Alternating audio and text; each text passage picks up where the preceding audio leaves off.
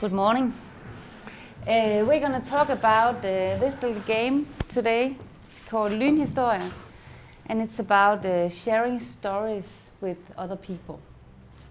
Okay. My name is Henrik. And my name is Pernille. And our company is called Klods-Hans for viderekommende. And in English, because we have to do it in English, we translated it Klods-Hans Advanced. Well, yes. And all Danes know the fairy tale about Klods-Hans. He has these brothers who thought themselves too clever for words. And Klods-Hans, he had nothing. He didn't have any education. He didn't have any horses. The fathers didn't believe in him. The brothers was mocking him.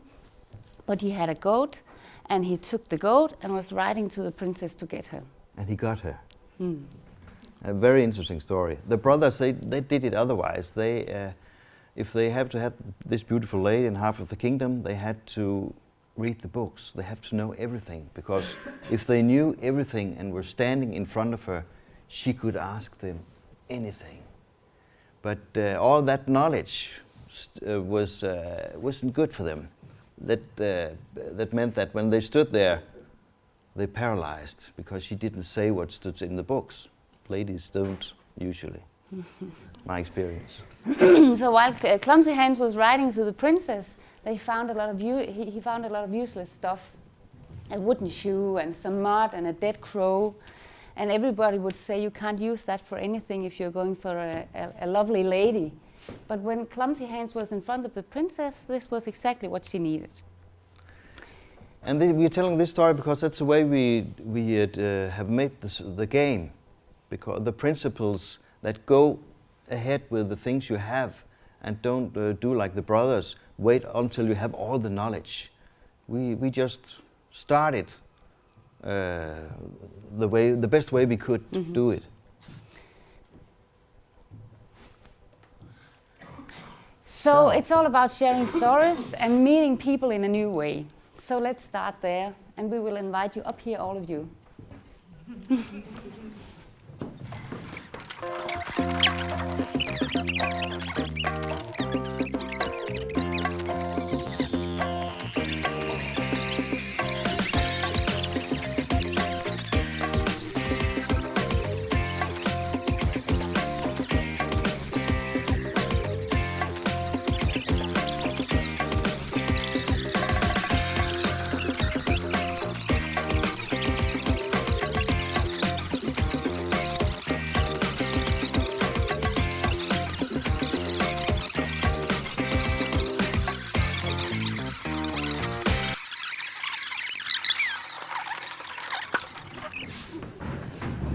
So in a way, this is what our game is all about, telling stories and listening to stories. Yeah.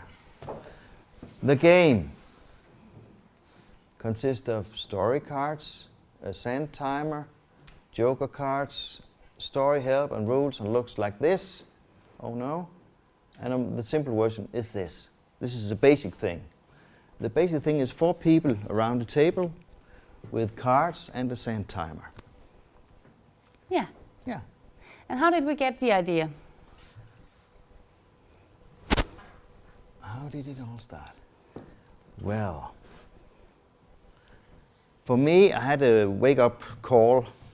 I was teaching stories, and we were divided into groups, and I was a group here, and I would go out and listen to them and hear their story, and then I will improve it, because I know something about rules, themes, plot, structure, point of no return, and how to do it, and characters and things like that.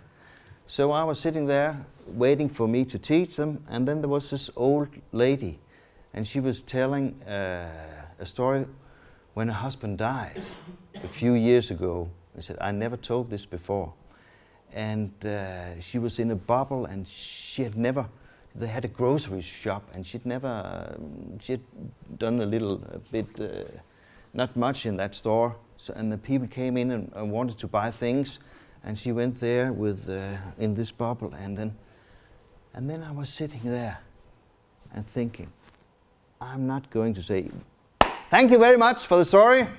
What's the plot here? Well, how is it with the characters? No. This story was from the heart. This was not made out of rules. It was just coming out of herself. Mm-hmm.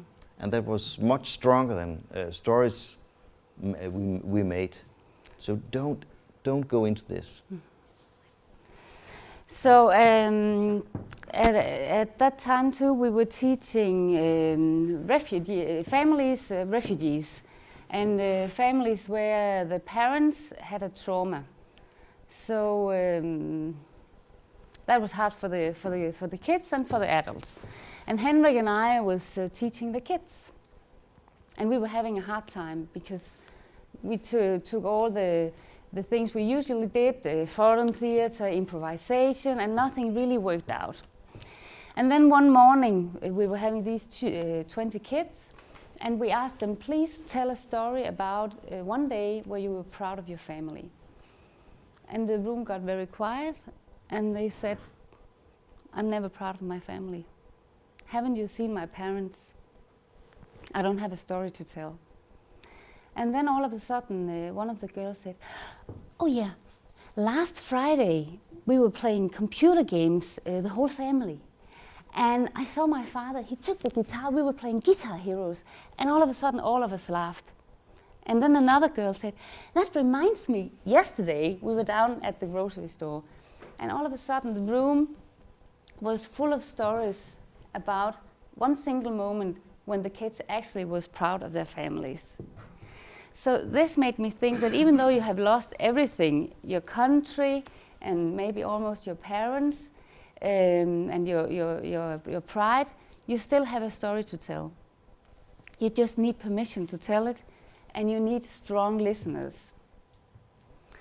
So it made me think about that sometimes you need to get rid of the thick story, my family is losers, we are refugees, and get into the thin stories where you actually are proud of your family anyway. Yes. And then I read about the moth in New York.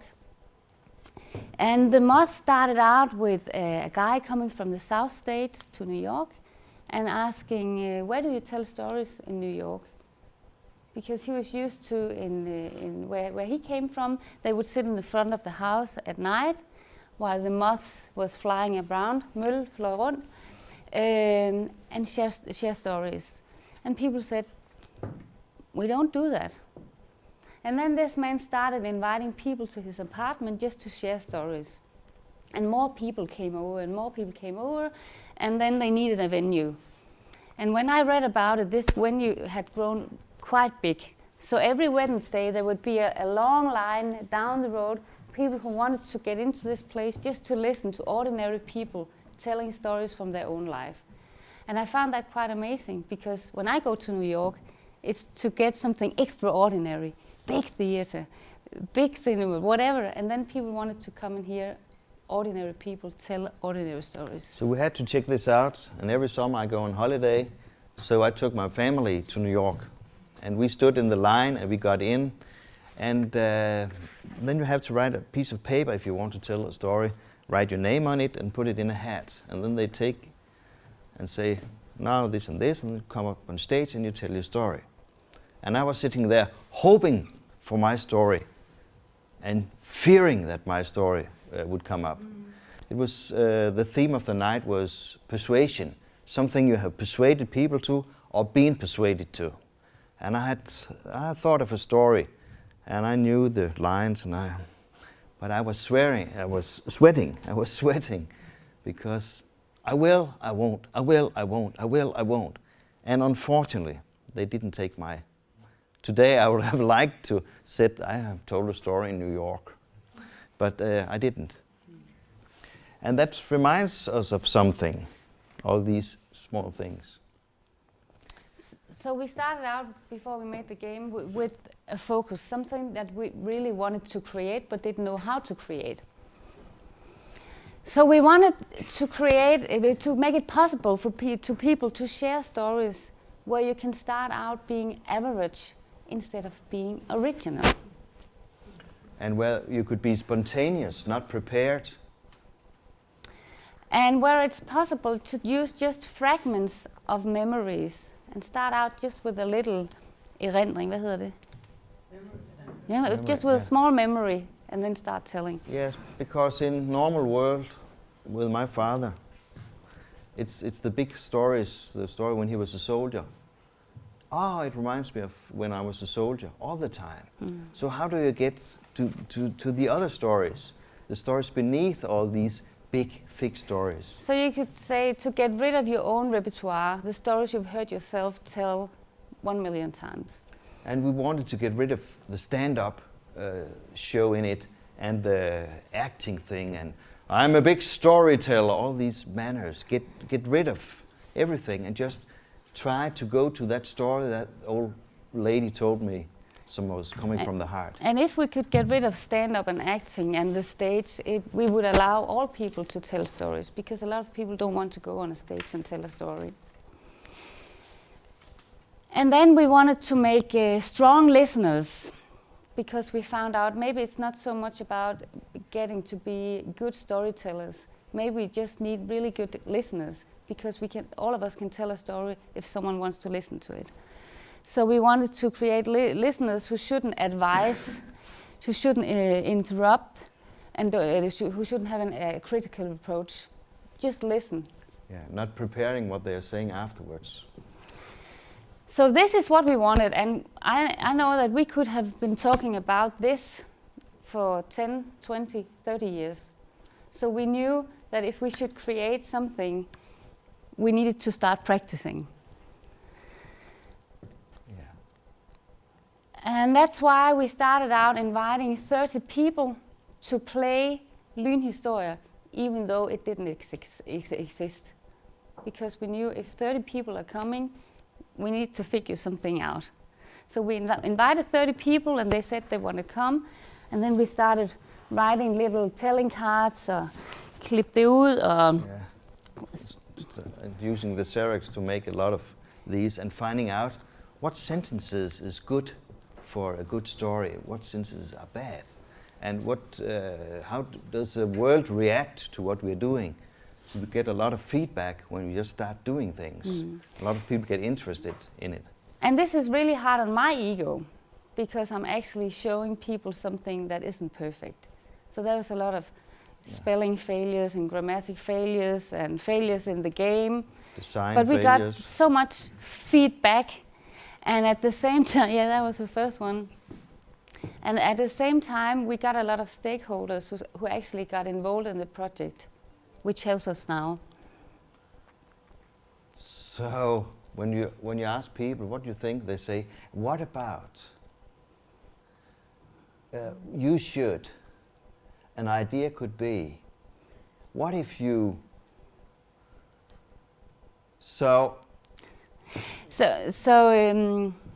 And we are thankful that this happened, because that helped us develop the game. So But we have to go back to the basic is, how do we write with ease and joy here and not being like the brothers? Because all these advice, we have to think about this and this and this and this. What about money? What about other people in the market? Have you done this and this and this? And our small brains can't deal with that. So we just have to go with the ease and joy in it. And make special editions. And now we found out people are using it. The game is used very different ways. That's a special edition there. And this summer we were collaborating with the Danish broadcast, where people all over Denmark was telling stories and uploading it to the web page. And actually, I talked with this girl from the Danish broadcast almost before we got the idea. And I was telling her about, we want to create strong listeners. We want everybody to talk. We want to take away the stage. And she was like, this is what we want, tell me some more. And I think she brought the idea because we started talking about it before it was perfect, before we really knew how we're going to do that. And if we had done like the brothers, everything should have been done. And then we would go to the Danish broadcast and they would say like the princess, nope, next, I think. Yeah, and that could be a commercial approach. We have this, we want to do something new. Now we have an idea, we want to develop it with you. So we have a lot of Danes uploading stories and told stories all over Denmark in yeah, this is how we used it. We had somebody coming to us and say, what about the city, how to develop a city? Can you use stories for that? I said, yes, okay. We made a special edition telling stories about what happens in a city that's good for the city, good for people, as own experience. And then the big question is, how does a city support these good things? So going to personal experience instead of talking about we have to have green parks and culture and some musicians in the streets. No, going a step deeper. And we did it for... Yeah, we've been doing it at VIA University to help the students to develop theses and the questions for their thesis. And we have told stories in the train. This is what I love the most, that they were announcing it in the train. Yes, and today we have a telling coupé. You just go down and then you were sitting there with strangers sharing stories. Yeah. And we made it in churches and in prisons. And in prisons. And with my family. So same, what is same. next? So hopefully in next month our new game is out, and it's called Styrkespillet, the strength game, and we are combining telling stories with elements from positive psychology. So while I'm telling you a story, you have 24 strengths in front of you, and every time you hear me express a strength, you'll make a little sign, and when I'm done, you'll tell me about the strengths. Yeah.